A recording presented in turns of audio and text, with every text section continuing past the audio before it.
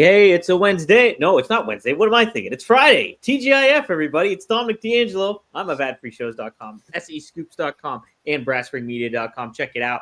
But today, it's Rumor Innuendo. I am here with Mr. Robert Karplis, WD Creative _ish, and it's a Triple Threat Friday. I'm with Justin Barrasso as well. Justin Barrasso at Justin Barrasso, the undisputed.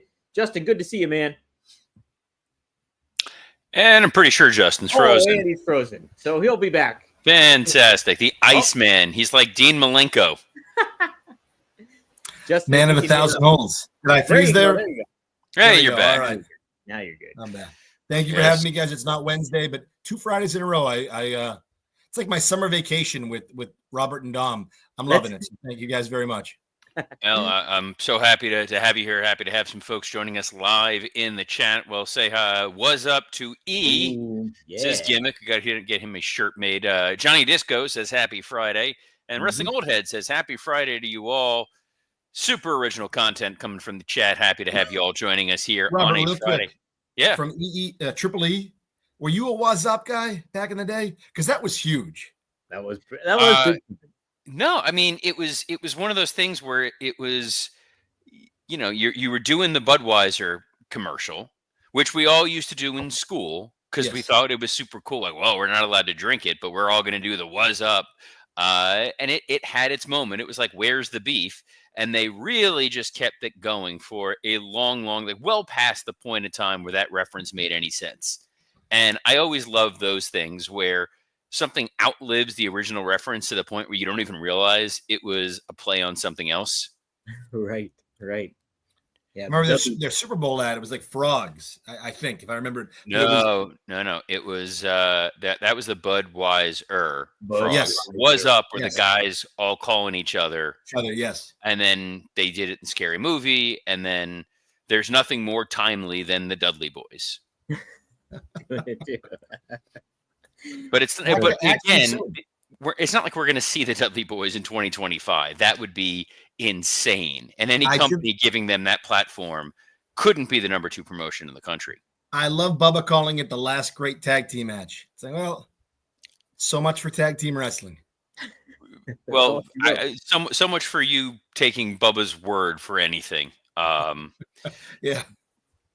he's I'm got. a Bubba guy. Is that a thing? Are you? I think I actually liked his TNA run. Are we talking about him personally? I don't really know him well enough. We've always had good discussions, but I liked his TNA run. I think that was a very.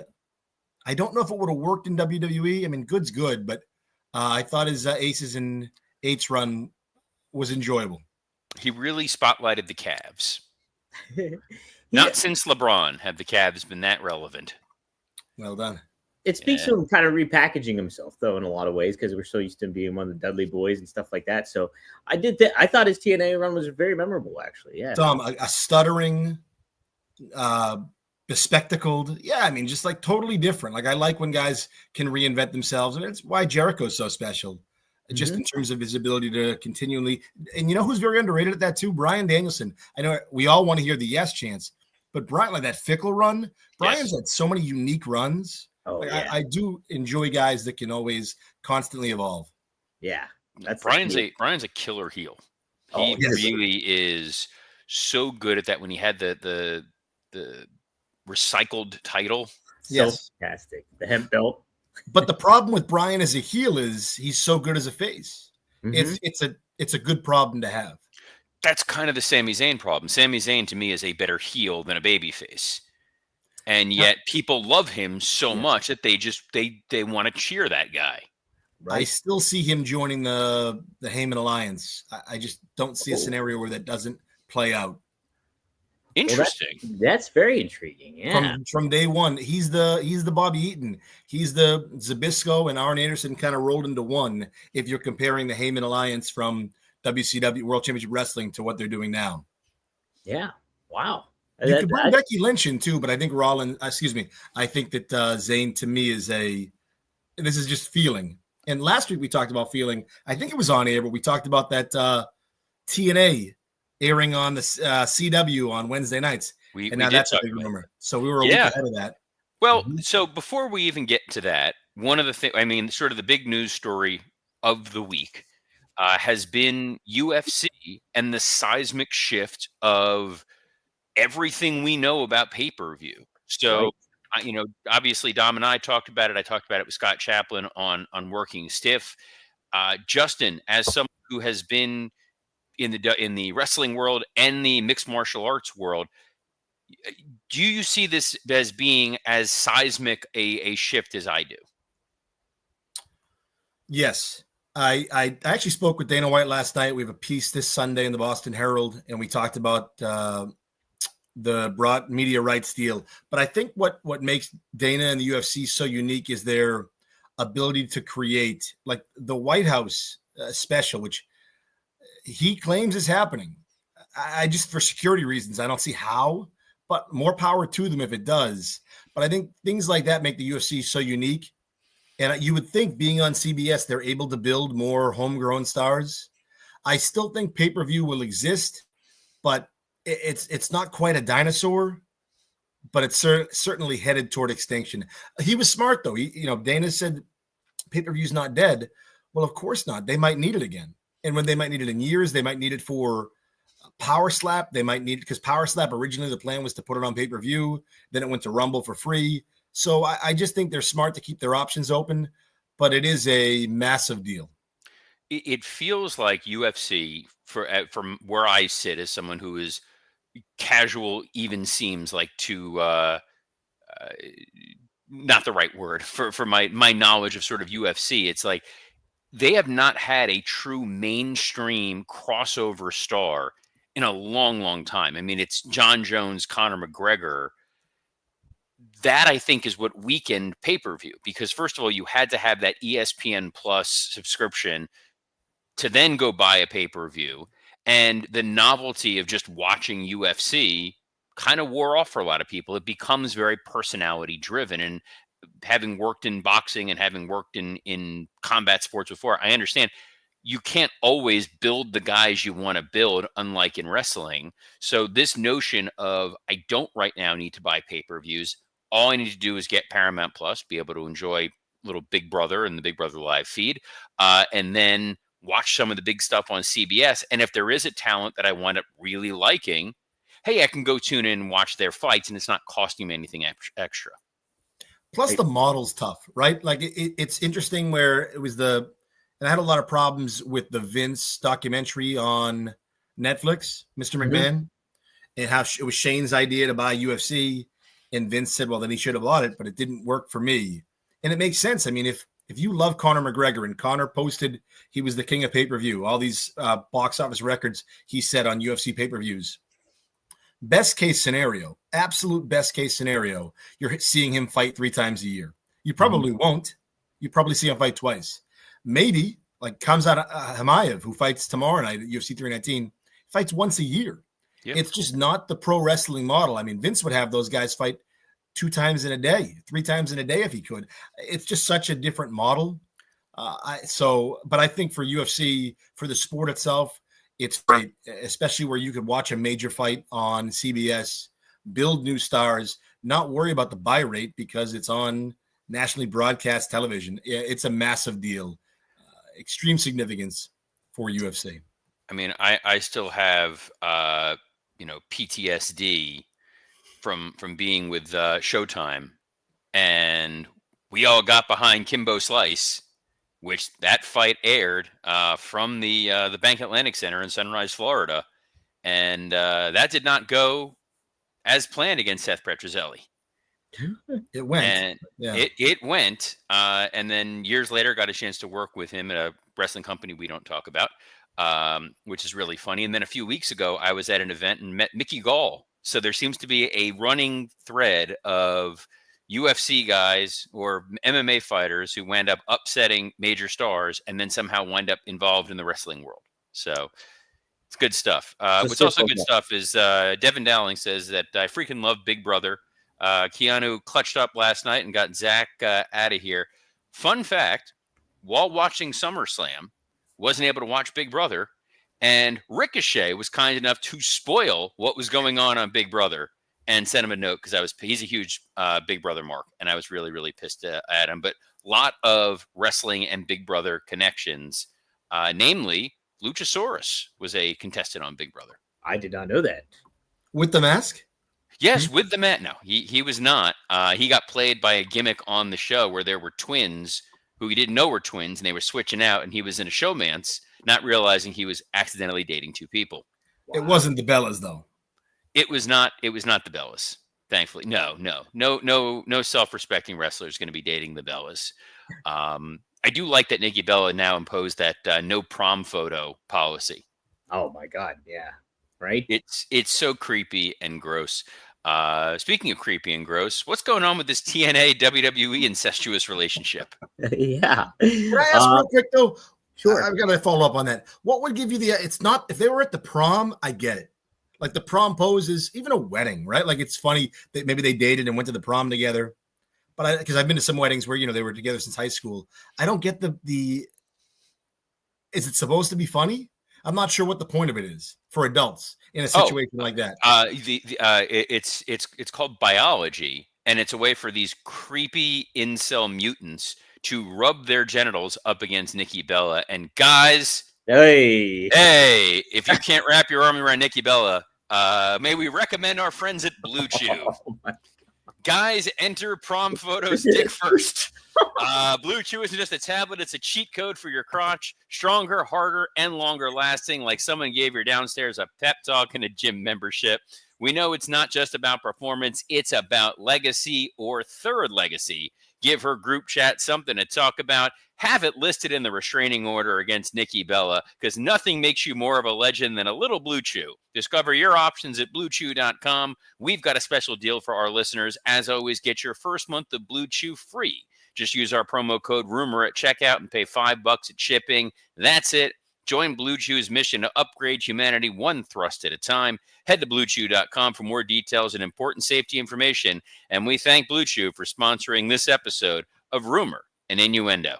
Oh, yeah. I've got to add in. Can you put us back to the way we just were, Dom? Is that difficult? Sure, yeah. Uh-huh. So I always say on my weekly podcast, High Above Ringside with Francis Connolly, that we have John Grenier, the best producer in the business. You say that about Dom.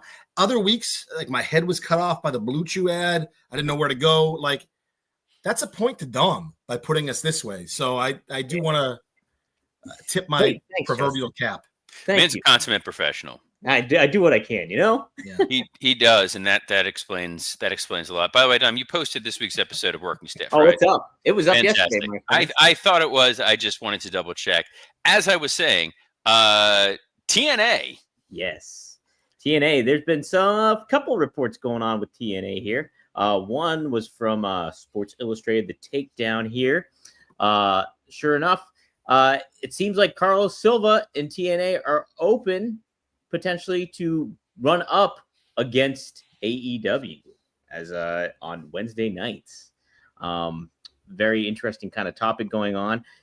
We've obviously seen that in the past when it comes to AEW and NXT, but them potentially getting inserted into that time slot up against AEW kind of talks about what we talked about before with competition and how it helps everybody. But what do you guys think of that kind of prospect or speculation going on with TNA maybe going up against AEW Dynamite sometime down the line? Justin, let's start with you. I actually think it favors AEW. Mm-hmm. I think their show will be more tighter with an opponent. I thought their best stuff came against head-to-head against NXT. I think it looks good on paper, but WWE can't lose, right? Even if TNA loses every week, it's like, well, that's TNA for you. They're going to get bumps whenever they put WWE wrestlers on the show.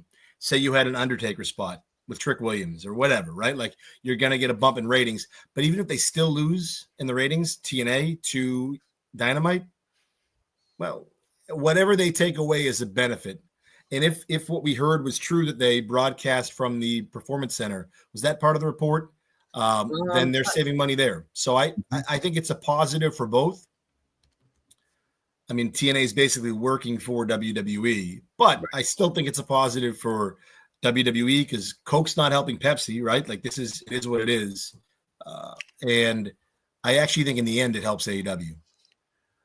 I do think it has a stronger possibility to help AEW than otherwise because they're going to get a victory there's no reason that you can't have TNA on Thursday nights. There's no other wrestling that exists on a consistent weekly basis. And the idea is to get them as much exposure as possible. So anytime that you're fracturing the audience or bifurcating where eyes are, it's not really helping the industry. The Monday Night Wars were, amongst anything else, just incredibly stupid and short-sighted. This idea of one company trying to drive the other one out of business. AEW has kind of shown they're not eating WWE's lunch. No one is spending money with one and not the other, especially with the death of pay-per-view for just about everyone.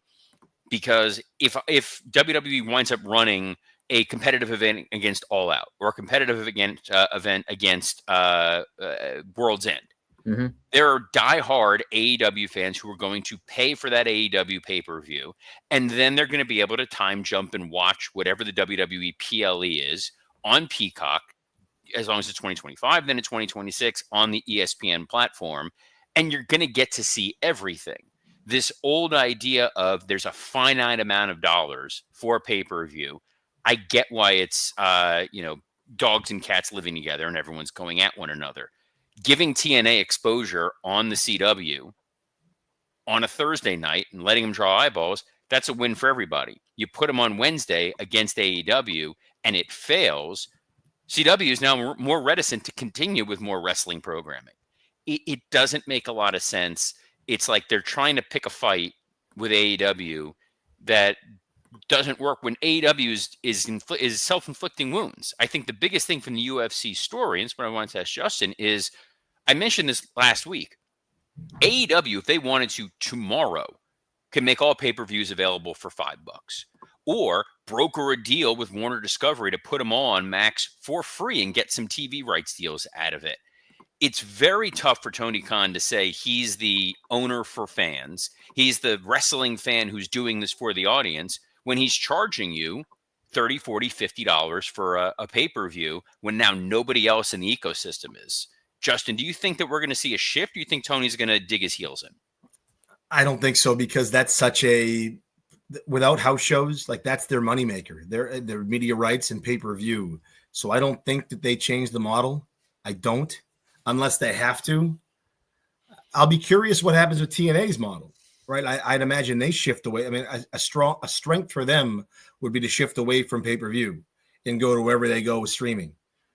But I think that for AEW, I just think it's too much. Like that's one of their money makers, and I know the Khans have more money than we can ever imagine or envision, but I don't see it happening anytime soon. They do, but I mean, you look at the numbers, like what WWE was getting out of Peacock, and then the fact they tripled it in their ESPN deal, going from 100-something million to 300-something million.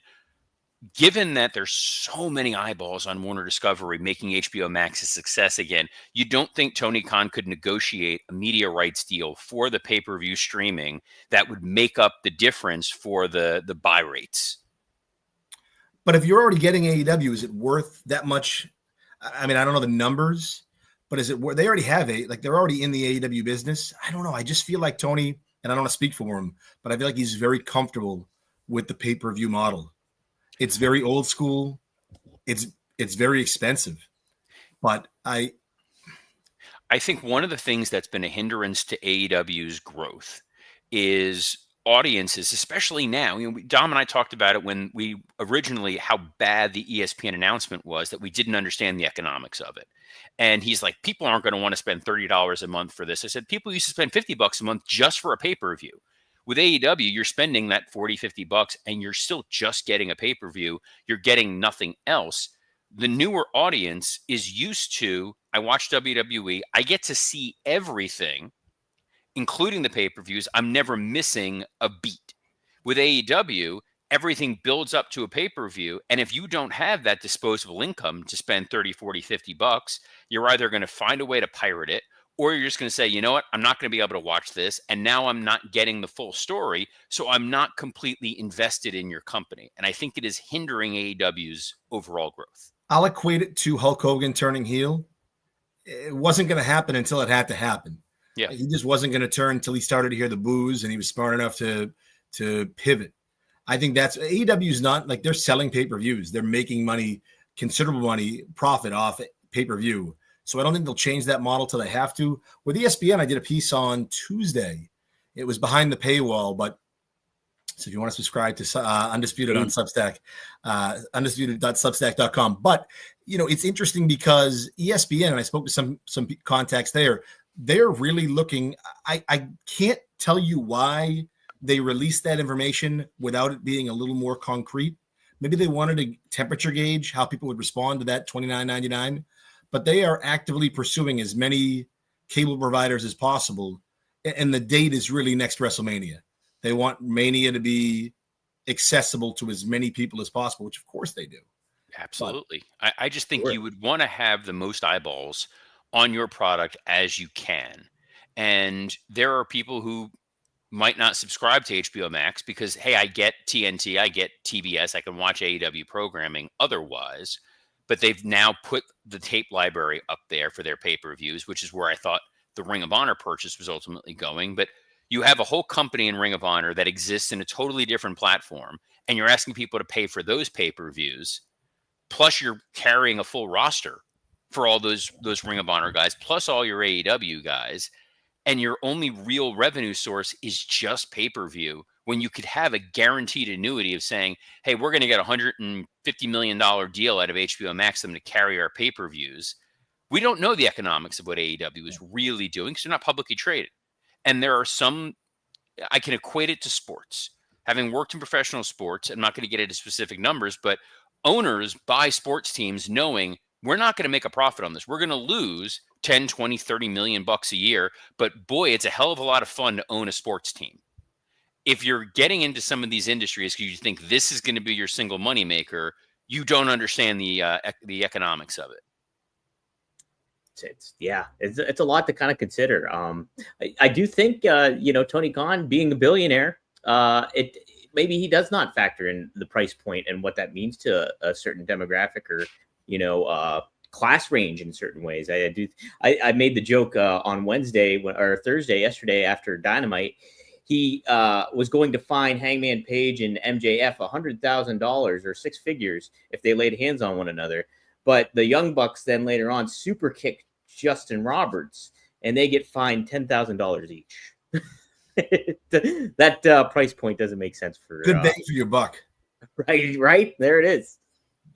So one more ESPN note, since we're rumor and innuendo, and we're going to embrace that, and it's not wrestling related, but I think that Major League Baseball extends their deal with ESPN. So I think there's potential if you're a baseball fan, and I feel like I'm one of 32 baseball fans left, but if you're a baseball fan, 33, Dom, thank you.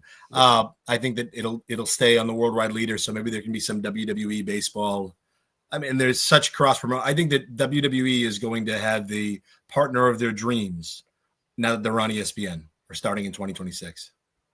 What's going to be fun to see on the other side of this is ESPN is a news organization in the same way Dave Meltzer is a news organization, because yes, there's a certain degree of journalism to it, but there's a certain degree of commercialism to it. Now that UFC is not on ESPN, it'll be fun to see if they even still wind up covering anything UFC related going forward.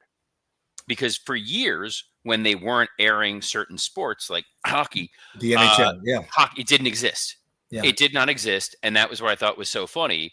So I'm curious to see what this looks like now in the new ESPN ecosystem, where they're probably not going to be talking about MMA or UFC at all. So I'll just mention the call with Dana last night, and we talked about obviously Paramount and the deal and how it's such a buzzword, how well they're aligned with one another. But he was quick to mention how happy he was with ESPN and he'd still love to do business with them in the future. I mean, I think in an ideal world for Dana, UFC, Ariel Emanuel, and that the TKO world, they remain on ESPN with fight nights or with the Contender Series, with looking for a fight, all kinds of different type of events. I think that they would love to stay in ESPN because, like you just said, then you stay in their ecosystem. So that's a very interesting detail to follow. Absolutely, something to keep tabs on for sure. So one of the other. Oh, go ahead. No, I was going to say there was another point because Dom did fantastic research for this episode. I am genuinely impressed at it. You mentioned something about this right of first refusal that WWE supposedly has of being able to purchase TNA, and I thought that was really interesting. Yeah, that's an added element to this. That according to Meltzer, he reported W source. Well, never mind. It's according to Meltzer. So. Dom, I got to go back to this though. Sure. To me, that's Vince. That's not somebody else trying to buy, and that's not Lorenzo Fertitta trying to buy. That's there for Vince McMahon, who if we know, they certainly know Vince wants back in. You can't let Vince, if you're TKO, buy TNA. It's a good point. That's a really good point. Didn't even consider that, but yeah. To me, that's all Vince. Mm-hmm. Real quick, Justin, did you see the TMZ Hogan thing too? I did. Yeah. Speaking of Vince, looks like a butler of a haunted house, doesn't he? It is. He does. He looks very unbecoming. He does. Robert, I always thought, you had Vince and Trump, right? The two of them, and they were these really dynamic personalities. Trump became what Vince was 20 years ago. That's who he is now in the White House. Yes. Vince, at best, who is he now? Giuliani? Like, it is wild how the roles flipped or switched. I never thought I'd see a day where Trump was the Vince and Vince was, dare I say, irrelevant. He's completely irrelevant. He looked terrible on that show. That was sort of the draw for that TNA event. I think we're the TMZ event. I think we're 6 months away from Vince hosting a podcast with Conrad. And I'm here for a McMahon for all seasons. I'm excited for it, coming here to the ad free show. But yeah, I think the right of first refusal for WWE is potentially to protect against Vince, but I think it's more that the most valuable thing TNA has, and that nobody has been able to properly exploit, is the tape library. That is where there was so much money to be made from that TNA tape library, because there's diamonds amongst massive piles of garbage. We'll be polite about that. Like, you could go into those TNA pay-per-views or those TNA Impact shows from years ago and cherry pick one or two great matches amongst god-awful 3-hour, 4-hour shows. And there are a lot of things that people haven't seen that involve talent who are currently in WWE. You can tell the full AJ Styles story and be able to show a lot of those great X Division matches and make those available. People are going to go look for them. The Motor City Machine Guns are begging for that opportunity to have that kind of exposure, for people to be like, look, they used to be super good guys. They point to the hand and people really liked them. And outside of the Kevin Nash stuff, it all really helped Alex Shelley. They're not just these, dudes on now with the worst pyro in wrestling history. Wrestling all had points. Yeah, CM Punk had a brief stint in TNA. Like, there's a great TNA documentary that can be done. You've got Abyss literally sitting backstage at WWE. Like, Bobby Roode is there. There's so many interesting stories and so many ways to use that footage. I think that's what has real value to WWE. I don't think they want to buy TNA outright simply because of that monopolization concern, but putting a patsy in place to control TNA and give them the licensing rights is a win for everybody at WWE. Robert, I was going to ask too, about the legalities of all this stuff when it comes to, like, WWE definitely like bigfooting AEW going up. We talked about that the other day and all that stuff, but all these things coming together and it really being almost like a concerted effort to kind of almost phase out AEW. Is there a concern about like monopolization or anything like that from a legal standpoint coming forth? The monopolization claim, it's tough, because what you really need to be able to prove is complete and total authority over a certain industry where you're going in and interfering with other people's contracted rights. That was sort of the impetus for where some of that monopolization claims came in. To my knowledge, there is no evidence that WWE reached out to Warner Discovery to try to get them to take AEW off television. Monopolization in wrestling is somewhat laughable, because there's always going to be people creating other wrestling promotions that are always going to draw eyeballs. I don't know if you saw on X, like this Juggalo event that Nemeth was posting about, like, it's going to be huge. They're drawing huge amount of people for the Juggalos in 2025.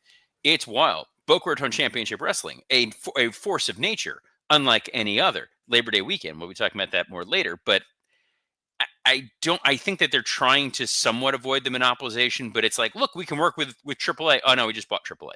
And it's like, hey, we're just going to keep working with TNA to ensure that we're getting everything good out of them that we want until we need to cut ties and leave them on the side of the road. Yeah. Yeah. Very interesting. I will say the tape library makes, and I think monopolization and wrestling is so hard to prove. So it's interesting WWE got beat in that case. Was that a year ago? But to me, I think it was WCW All Nighter or Late Night. Do you remember that show? And they'd sit on the couch and they'd talk about like matches and what was happening. To me, the WWE, the TNA library makes so much sense for WWE, and a little bit for AEW, but no one else really. Like, I don't know how wrestling is thirsting to be in this position where they're accepted by the mainstream. But like, you got to be creative, and I don't know how there's not a show that just an hour long each week, and it could air anytime, and it's just a panel, and they talk about different matches, and you go through the WWE tape library, which is ridiculously compelling. I don't know. I feel like there's so much more they could do, and maybe they're waiting for the next deal to do that, or maybe they're not going to do it at all. They don't care. So the best show that I got a chance, one of the best shows I got a chance to produce at WWE, and it was always a blast, was we did a show called the Monday Night Wars, hosted by Michael Cole, where we literally showed in its entirety that week's episode of Raw and that week's episode of Nitro back to back. And it gave you a chance to see, this is what Company A was doing, this is what Company B was doing. Here's where the ratings were at. Here's what's going on in the world. And then you could watch and see, okay, on the one channel, here's Duke the Dumpster Drose. On the other channel, here's Juventud. And you're like, oh, I can kind of see why whatever was going on was going on. And it's a great opportunity. What a phenomenal show. It was a great show. It was an absolute blast. We did a weekly show with Taz for ECW. And then I had the pleasure of producing an AWA one with Greg Gagne. Yeah. What a talent. What a talent. And one with Kevin Von Erich and Michael Hayes. You weren't there for the roundtable discussions. That was just prior to your arrival, right? That was my show. The roundtables? Legends of Wrestling Roundtable? Are you kidding me? I have the unedited 8-hour master sitting here. I can't believe. So I've been touting that show, as a WWE word, tout. I have been highlighting that show to people for like, oh, that's what they should do. Because it was the precursor to podcasts. It really was. It was, and it was in a word, spectacular. I'm being sincere. I didn't know that was yours. What was great about So we're overtime. I'm going to tell the story. I don't care. We're on. You push record. We're fine. So the idea was we had the library. Let's get the old timers sitting there. It was on WWE 24/7 because Vince didn't get WWE 24/7. So we were allowed to do things kind of breaking kayfabe without Vince knowing. And it was hosted by Jim Ross in the beginning. Eventually got replaced by me and Gene, but it was Jim Ross. Our panel was Michael P.S. Hayes, Pat Patterson, Dusty Rhodes, and Mike Graham. One of these things is not like the other, but much like TNA now, we were trying to buy the Florida tape library. So part of this was, all right, we'll bring in Mike Graham, make him feel like a big shot. And they're all drinking out of coffee cups, but it's a way to hide the booze. Right. And Patterson wanted a refill during one of the things. And he asked someone for, hey, I need more coffee. And they brought him, what the f is this? This is coffee. It was on camera. It's absolutely hilarious. And Shane came to the studio just to watch this because he was such a fan of wrestling and just wanted to sit and watch these guys. But because we filmed like 8 hours straight, like as we got later into the night, the usability of some of that footage became a little challenging. Like we got to Iron Sheik, and it's Hayes before everyone now knows, Michael Hayes. But like back then, it was like it's Hayes talking about Sheik getting pulled over with coke in his pocket and throwing it out the window and cutting a promo on the Border Patrol guy. And we're like, this is great stuff. We can't ever air it, but this is great stuff. I'm really curious as a follow-up, a little off track, but you mentioned beyond fascinating, Shane and Stephanie, the heirs to the kingdom. Who's the bigger wrestling fan from your experience? Well, Stephanie's Triple H collection is pretty good. She got a life-size Hunter action figure. Oh wow! They I think they both love and appreciate the overall industry, and Vince really made them both work like from the ground level on up. And I'd hear the stories of the people, like when they were in the office and they were doing clerical work or production work or unloading stuff on trucks, whatever, like Vince insisted they get treated like everybody else. And I loved all that. I think that Shane had his version of wrestling that he loved. He was a big ECW guy, was a big MMA guy. Like there was stuff about wrestling that he absolutely dug. I think Stephanie loved the storytelling elements of wrestling. And they kind of were the perfect complement for one another if they got along. And at that time frame, it was just Shane just wanted to go and hang out and be supportive so we could sit and watch old timers tell stories. Interesting. And watch Dusty smoke so many cigars over one period of time. And because he knew we were in 21st century, he was wearing his Texas Longhorns hat. And we're like, do we need to blur it? I'm like, no one's going to see this. I tell you what, that was such cutting edge content. I don't know if you can, maybe you can get it on YouTube. I don't know, but that's so funny that I mentioned that and you were the producer behind it. But I remember watching it, and it was one of those situations where it reinvigorated my love for pro wrestling. That's cool. It was a blast, and it was so much fun to get those guys to. And now it's kind of a lot of these guys all wind up getting podcasts. So it's like Jim Ross has a podcast, so you can hear those stories. It's a shame Dusty never got a chance to do a podcast because he would have been so good at that. Pat, not some. We used to bring Pat for some of the something to wrestle with live shows, and so I got to see him do some of those. He's not great with it because he kind of forgets a lot of it over the years. And Michael Hayes, it would all just be, well, Hogan was good, but when I was at the Sportatorium, we were cutting it up with the Von Erichs, hanging from the rafters. And speaking of hanging from the rafters, we are well over time on this year, but we are so appreciative of you joining us. Appreciative of having Justin Barrasso here for a special Friday edition of Rumor. We'll have to share the Pat Patterson Florida Panther story. And I've got some stories that you probably don't know from him telling me about why hockey was not a real sport. Like interesting stuff. Ooh. Oh, we will. I've got some doozies of our time having him at the Panther game. But absolutely, we will be back on Monday, as we are every Monday through Friday at noon Eastern on a plethora of platforms, including the WW Creative _ISH X account, the @Dominic D'Angelo X account, the @SE Scoops X account, and on YouTube on Rumor and Innuendo and ad-free shows. And if you love Justin Barrasso and you want to catch more of him, how can the good people find you, Justin? Undisputed.substack.com. There was this past week, there was a WWE, and look at the inside look at the WWE ESPN relationship, partnership. Wednesday's Week in Wrestling column was our Ron Killings, our Truth interview. Today's Calvin Cater from the UFC, the MMA Notebook. Sunday, it looks like it depends on the weekend, how the weekend shifts, but I think I've got a piece with a couple of popular AEW wrestlers talking about Hangman Adam Page and his title run and winning the belt. So, yeah, lots of stuff happening on Undisputed. I'll be in the Boston Herald this Sunday, my weekly Herald piece. With an interview with Dana White, and looking forward to coming back next week on Rumor and Innuendo. On behalf of the biggest little Italian I know, Dominic D'Angelo, I'm Robert Karpelis. Best of luck in your future endeavors. Arrivederci, everybody.